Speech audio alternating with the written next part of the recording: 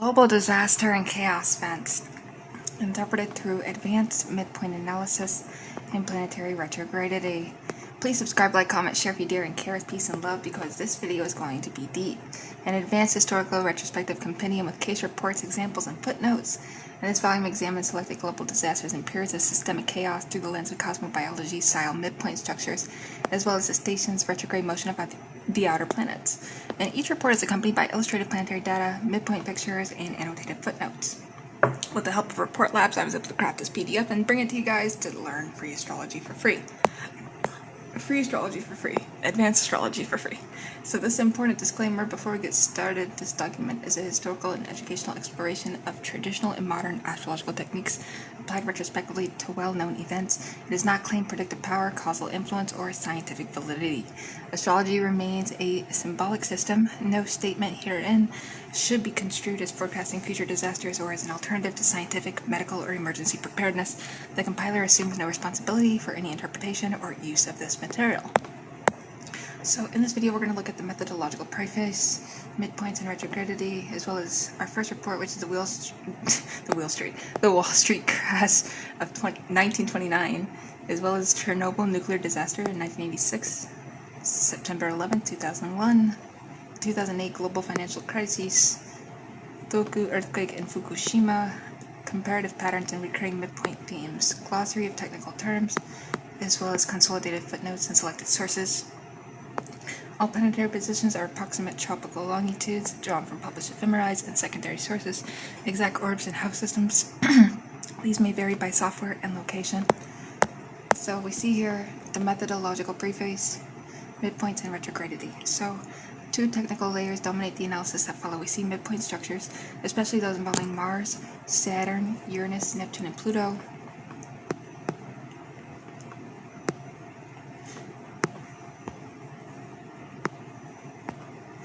And the stations and retrograde periods of the outer planets. So here is the midpoint theory in brief. We see a midpoint is a longitudinal halfway point between any two planets or sensitive points.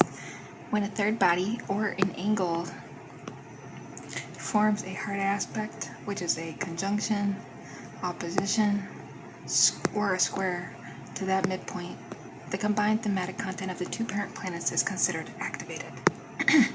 So you see this technique was systematized in the early 20th century by Alfred Wheat, Hamburg School Uranian Astrology, popularizing cosmobiology by Reinhold Eberton. So we see here that planet A is on our left, and we have our midpoint right there in the middle, and planet B smack dab on the right. So this is a schematic of a planetary midpoint M between bodies A and B.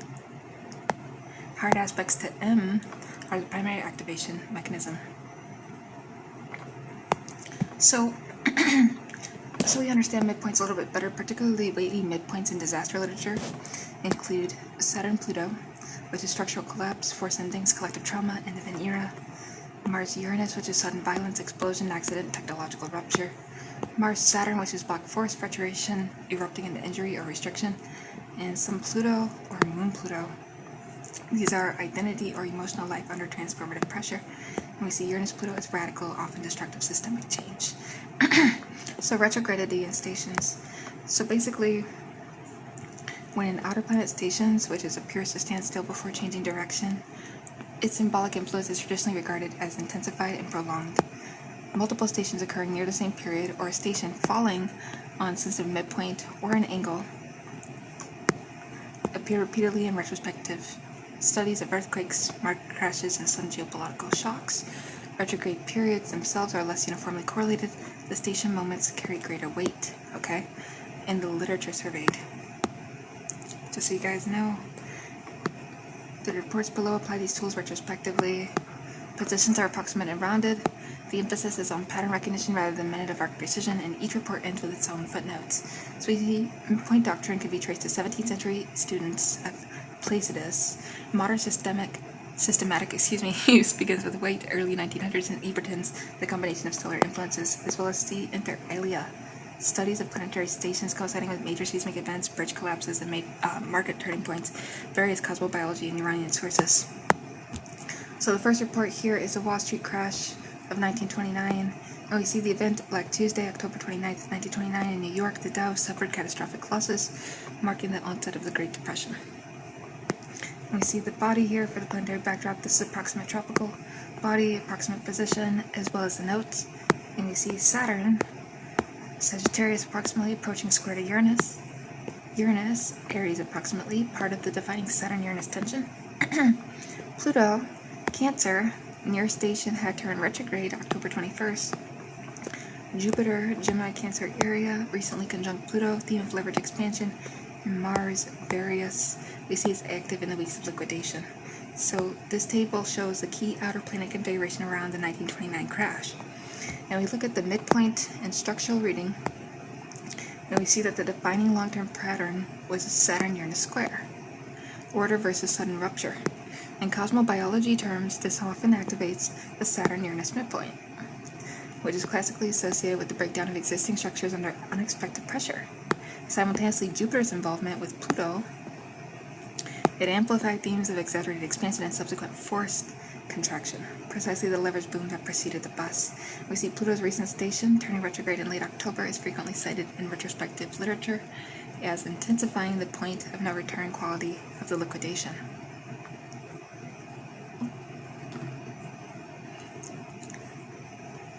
So stations of the outermost planets have been noted near other market crises as well.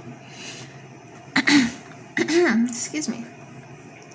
And we see illustrated midpoint pictures. These are symbolic. So for example, Saturn-Uranus equals hard aspect activity, bringing sudden structural failure of the financial order. We see Jupiter-Pluto themes, bringing excess leverage and the eventual what has been inflated musty plate. Outer planet stations near the crash window, bringing prolonged faded quality to the downturn. And later cycles of Saturn-Uranus and Saturn-Pluto have been examined by market-oriented astrologers. For analog stress periods, for example 2008, and we see correlation is retrospective and it does not constitute a trading system. So Saturn-Uranus hard aspects appear repeatedly in discussions of 1929 and subsequent major equity collapses. See various cosmobiology and financial astrology surveys. For a broader timeline of Saturn-Uranus and Saturn-Pluto, market events, consult published cycle studies. For example, this is just educational, not advisory, okay? And I have to say it in like every single video. So Chernobyl, nuclear disaster. This occurred April 26, 1986. The event is a reactor 4 explosion and fire at the Chernobyl nuclear power plant. Ukrainian SSR beginning approximately 01:23 local time on April 26, 1986. Worst nuclear accident in history thus far. We see the key chart features from published event charts. It's going to be our KCF.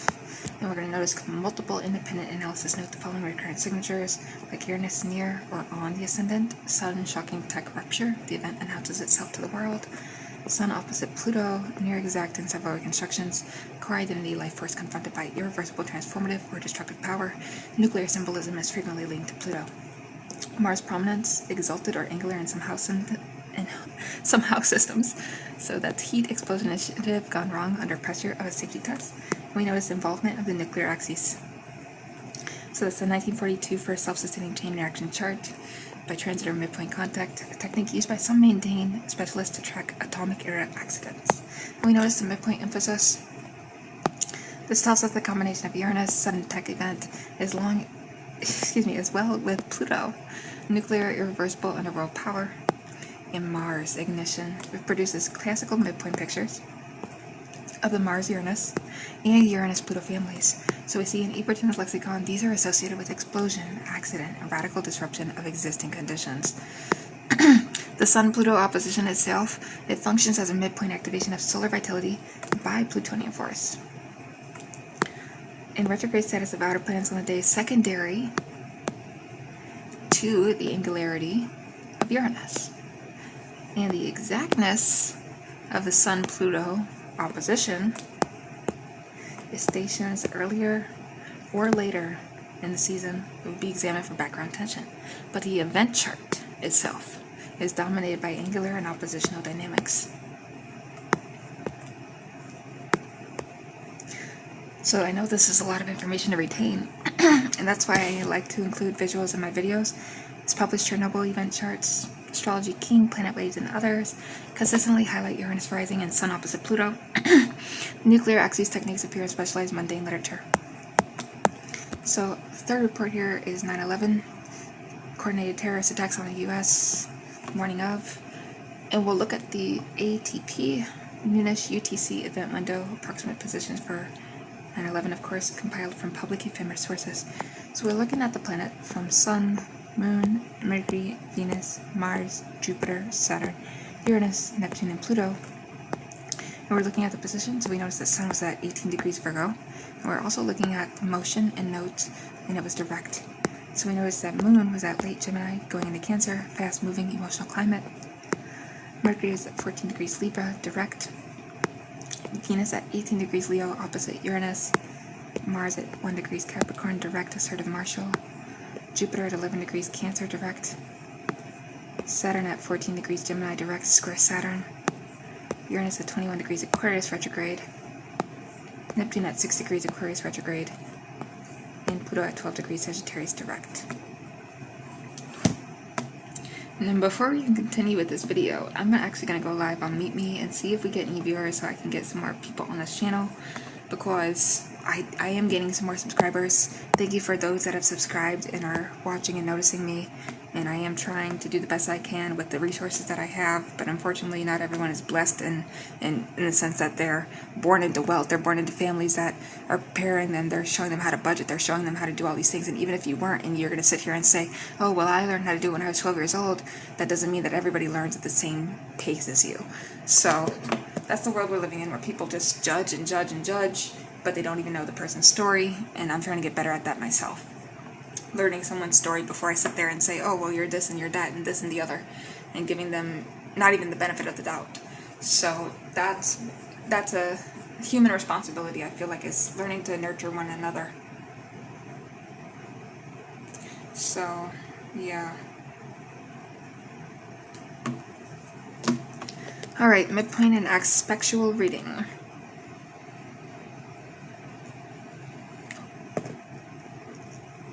So we notice notable hard aspects include the Sun square Saturn, and this is restriction, gravity, institutional pressure, and Venus opposite Uranus, sudden disruption of values, alliances, or aesthetic order. So Uranus and Neptune, both retrograde, in Aquarius, form a background of collective tech and ideological tension characteristics of the early 2000s. We're already seeing this more and more. From a midpoint perspective, the activation of Saturnian and Uranian themes against a Plutonian backdrop, Pluto and Sagittarius, is consistent with literature that associates Saturn-Pluto and Mars-Saturn pictures with organized violence, structural attack, and collective trauma. The Aries point, 0 degrees cardinal, is sometimes examined for public scale events, and remembering that any midpoint falling near it is given extra mundane weight in Uranian technique. Retrograde Uranus and retrograde Neptune emphasize the internalized or long-building nature of the ideological and technological currents that surface violently on that day. The stations themselves did not fall on 9/11, but the retrograde condition, very important, is part of the seasonal signature. This is what astrology is based on, the seasons, people. Positions drawn from multiple public ephemerides and birthday ephemera sites for 9/11, exact rising signs and house cusps depend on location and minute of event. Now, when I say it's totally dependent on the seasonal signatures, it's not what I meant. It's a huge element of astrology, though. So the 2008 global financial crisis, we'll notice that our event marker, or our EM, is for the Lehman Brothers bankruptcy filing, September 15th, 2008, brought a credit market seizure and global recession that followed. So we'll notice the long cycle context first, and then we'll get into the midpoint emphasis. So first, we see the 2008 crisis unfolded under a powerful Saturn-Uranus opposition from 2008 through 2010, and in the aftermath of a Saturn-Pluto cycle that had become with their conjunction in the early 1980s. So financial astrologers frequently note that major equity and credit crises cluster around hard aspects of Saturn to Uranus, which is sudden rupture of established order, and Saturn to Pluto, which is forced liquidation of what cannot be sustained. So we're looking at the midpoint emphasis. We know that Saturn-Uranus midpoint, when activated by transiting planets or by angular contact, is classically read as breakdown of the existing structure under unexpected pressure. In 2008, the opposition itself placed the midpoint under continuous tension. Additional activation by Mars or the luminaries around key dates. Lehman Market Laos is examined in specialized students. The Plutonian contribution supplies the theme of irreversible transformation of the financial architecture, bailouts, regulatory overhaul, and of an era of light touch regulation.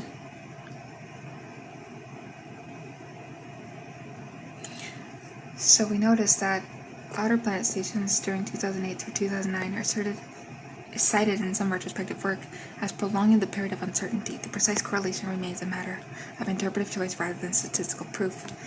Also, cycle studies linking Saturn-Uranus and Saturn-Pluto to market stress appear in both traditional mundane astrology and modern financial astrology literature. They are correlative, not causal claims. And we have Tohoku earthquake in Fukushima. So magnitude 9.0 through 9.1, undersea megathrust earthquake off the Pacific coast of Tohoku, Japan, March 11, 2011, followed by a devastating tsunami in the Fukushima Daiichi nuclear accident. We see the astrological signatures noted in literature. Seismic events are traditionally associated with Saturn, structure, Earth pressure, Uranus, sudden release, and Pluto, upheaval from below. So the 2011 event occurred during a period when Uranus had recently entered Aries and was forming stressful aspects within the cardinal cross, involving Saturn, Pluto, and later Jupiter. So cardinal signs are often linked to initiatory breaking out events of public scale. We also notice that midpoint pictures of the Saturn-Uranus and Mars-Uranus families, when angular or tightly aspected, these appear in both general accident research and specific earthquake studies. So the nuclear dimension of Fukushima reactivates the same Uranus-Pluto and Sun-Pluto motifs observed at Chernobyl, suggesting a symbolic continuity in the atomic era disaster lexicon rather than a simple repetition of identical charts. Stations of the outer planets in the months surrounding March 2011 are examined by some practitioners for the background pressure that then finds a geophysical release. Again, the claim is interpretive and retrospective. So cardinal sign emphasis and outer planet hard aspects are recurring themes in mundane earthquake literature. Fukushima analysis often cross-referenced Chernobyl symbolism, Uranus, Pluto, and the nuclear axis. Onto comparative patterns and recurring midpoint themes. So across the 5 reports, a limited set of midpoint and retrograde station motifs recurs. We're looking at the theme, we're looking at the associated midpoints dynamics, as well as events where emphasized.